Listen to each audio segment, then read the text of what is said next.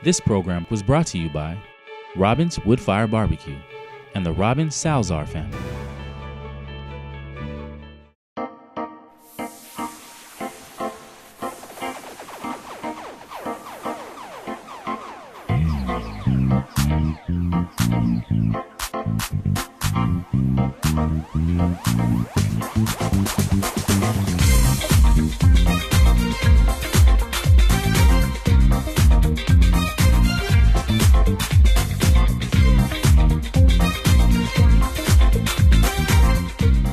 Welcome to What's Up Pasadena. We have a show jam-packed with an eclectic mix of art, fashion, science, and culture. On this episode, we go glamorous and take you behind the mirrors at IMATS. Take liberty from pants at Off Kilter Kilts, and stop by the CAST Research Facility at Caltech for a glimpse into the future of walking and flying robots. We're taking you inside the International Makeup Artist Trade Show, where cosmetics and body painting are taken to a whole new layer.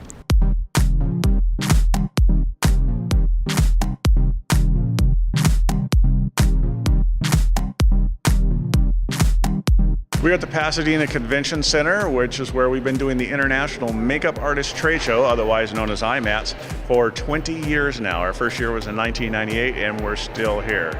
But we look at it as the world's largest celebration of makeup artistry. So people come to Pasadena from around the world to come and celebrate that. And it has a life of its own. It's a beast. It has to be spectacle, it has to be eye candy, and it has to be exciting. So it's everything across the board, from beauty to movies, television, body painting, special makeup effects. We bring it all together. There's a lot of things going on inside, so it's really exciting. There was definitely a lot more people walking around with full body makeup, and there was a lot of new, smaller brands coming out, so it was really nice. There are the effects people who are applying prosthetics, painting up prosthetics. There are the lab people who are actually creating the prosthetics that the effects people are putting on. Then there are the beauty junkies, like me primarily, who, we do everything from on-set makeup to our own, to taking personal clients. And then there are, just makeup lovers, not even makeup artists, just enthusiasts in there just having a great time. The great things that are going on this weekend, we just finished a 35-year anniversary thriller reunion panel with 8-time Oscar winner Rick Baker and director John Landis, that was fabulous. That was a personal highlight for me. Oh, it's been great. I mean, I really had a lot of fun with the panel. It was great to see Rick again, and good to see John, and just listening to John Landis go on. He's just he's a force. I met V. Neal today, and she is a god of gods in the makeup effects world, and I mean, she's a teacher now, and she's just done so many crazy, amazing makeups that I've tried to duplicate and can't do. She's the genius responsible for the Penguin, Danny DeVito's Penguin, and I got to take a photo with her today and tell her just how much I respect her and how much I love her work and how much she's inspired me. Makeup students and recent graduates got to showcase their talent and creativity during a fierce competition called Battle of the Brushes. The contest is 3 hours. You have 3 hours to do makeup. You don't know what prosthetics you're going to get beforehand, so what you can prepare is costume and basic color scheme and just designs and stuff like that. And then once you get the prosthetics, you have to think fast, like where can I put these, how can I fit it into the makeup that I already have, and just go with that. She's turned me into an elf before, but I've never had half my eye covered, so it's a little tricky walking around with it, but she's been guiding me. I just kind of kept thinking about Victorian Emporium is the theme. It's kind of Victorian style mixed with steampunk. I'm a big fan of Tim Burton, so I wanted to incorporate some style of his in there, and yeah, just had fun with it. Honestly, I love to see practical effects done well, and I love to see CGI, like the new Avatar film. I'll go see it, but I think that it's great that the industry is growing so widely, and you can do all different things and just bring it all into one awesome stories. To have the connections in this room, in one giant room, to have all of makeup, all of the celebrities and the newcomers in one room, it's inspiring, honestly. And on top of that, it's extremely helpful. It just helps you break into whatever you're trying to do.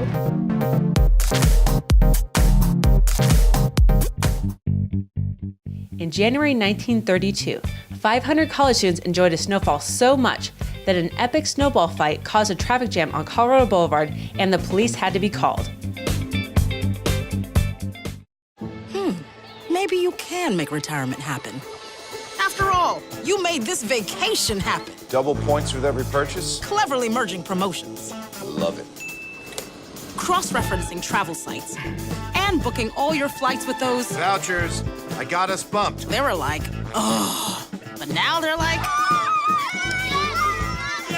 Aloha. You aced this vacation. Now get the tips you need to get on track at aceyourretirement.org.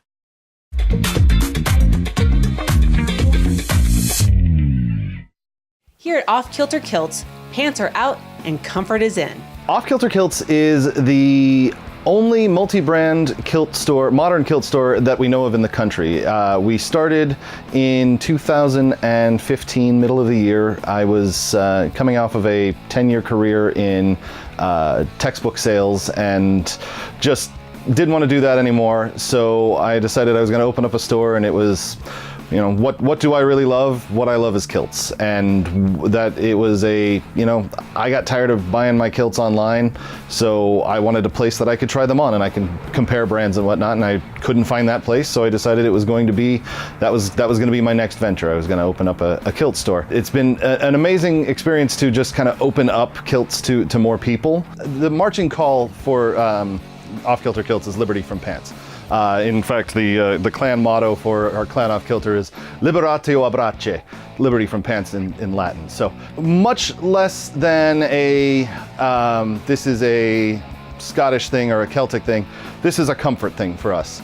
And while we love the traditions and everything that go along with the old Celtic stories, for us it's much more a, this just makes sense. And comfort makes sense. One of our favorite sayings is you don't have to be Scottish to be comfortable.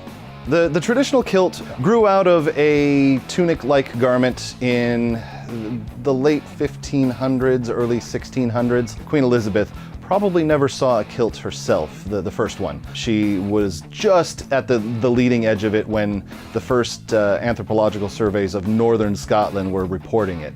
The great kilt, as it's known, that is just a piece of fabric, it's usually 9 yards or so of wool, was originally just a, it was just a bolt, it was a blanket. The garment was a everything. It was your bedroll, it was your sleeping bag, it was your tent, it was your shield.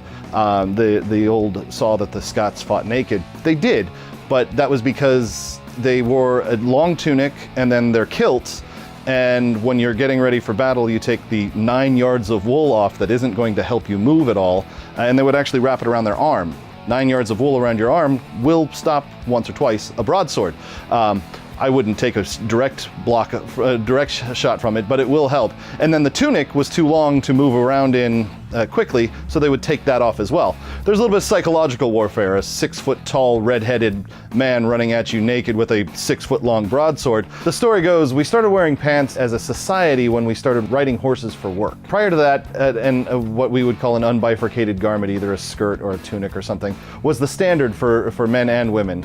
But we started working on horses, and that got a little difficult to do in a skirt or a tunic or something like that. Right after that, we got into the Industrial Revolution, put on more pants, and because couldn't have a loose-fitting garment on.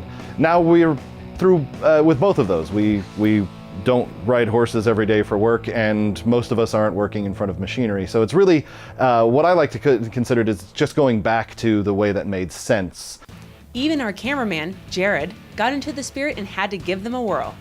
We do most of a good portion of our business out at events, Renaissance fairs, Highland Games, pirate fairs. Basically anywhere there's a large group of people that are a little bit, just not quite on the straight and narrow, if you will. And then local community events, we participate in the Doodah Parade. It happens right out in front of our store. We can't really miss that one, and it's our people. And then of course we do monthly Kilts and Drinks nights where we just kind of go out into Pasadena or sometimes larger areas. One thing I learned early on about wearing a kilt is you don't really have to be afraid of the public at large. For the most part, you get nothing but compliments. My fiance likes to walk about 3 feet behind me just so she can watch other people looking at me and checking me out. And it does happen quite a bit. I don't personally need a reason to wear a kilt. You wear a kilt because it's comfortable. One of our favorite sayings is, if there's outdoor drinking, there's kilts, and if there's kilts, there's outdoor drinking. So start your party, go to a party or just start one yourself. Either way, that's an appropriate time to wear a kilt. But realistically, not just because I run a kilt store, but because it's what makes sense. Wear a kilt wherever and whenever you want to. At Tournament Park in 1913, ostrich races were held on New Year's Day, as well as the first and only elephant camel race. The elephant won. The color in my garden keeps the pink in my cheeks. I was very independent and thought I could take care of myself. I fell and I had to have Meals on Wheels. They're my savior. My name is Lola Silvestri. America, let's do lunch. Drop off a hot meal and say hello. Volunteer by donating your lunch break at americaletsdolunch.org.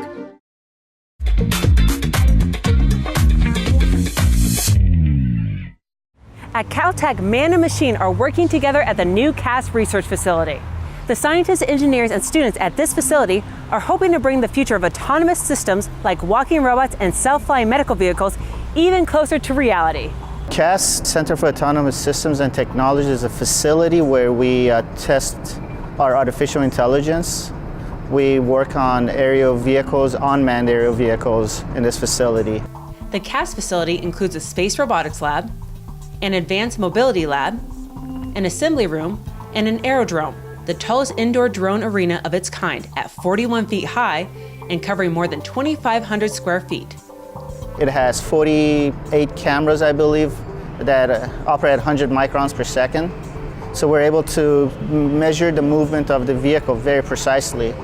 Therefore, when we're going from human control to machine control, it's an easy transition. You can see the fan wall, which was designed by us here at Caltech in collaboration with the Swiss startup company Windshape. And this design is really unique by the fact that it doesn't have one single fan, but around about 1,300 individually controlled fans. Having this level of control really allows us to create any flow that we can think of could exist. The ultimate goal is to be able to one day utilize them safely. For instance, we're working on a flying ambulance, an autonomous flying ambulance.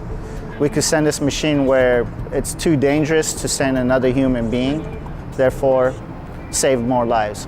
At this time, it's too early to say when this thing gonna be actually practical, but our goal is that to have the first prototype of, say, flying ambulance to be built in the next 3 or 4 years. But the current model, as you filmed it, is going to fly autonomously from Caltech to JPL in the next 5 to 9 months. We're not just going to put drones in the air. We need to have aerial highways for different types of aircrafts. And as we learn from that, and we prove to the public and our customers that our system is safe, then we could most likely get an approval to transport human beings. And one day it'll be like the Jetsons. You'll be flying around.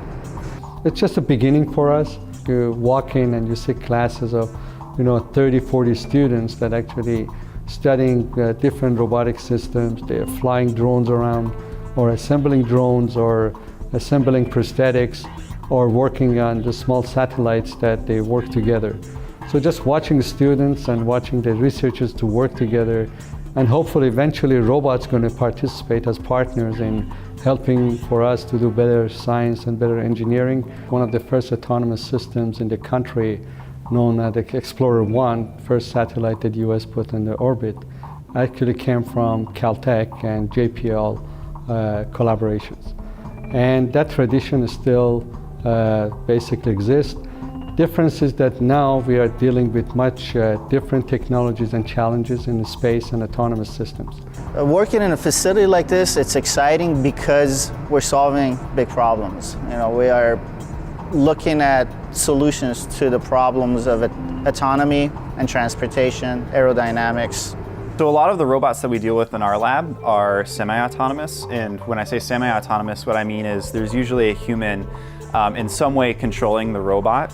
What we're really trying to move towards is fully autonomous systems. So things that have cameras, things that can make decisions on where they are in the world and how they want to go about moving in the world without having a person tell them directly, move forward, move left, right.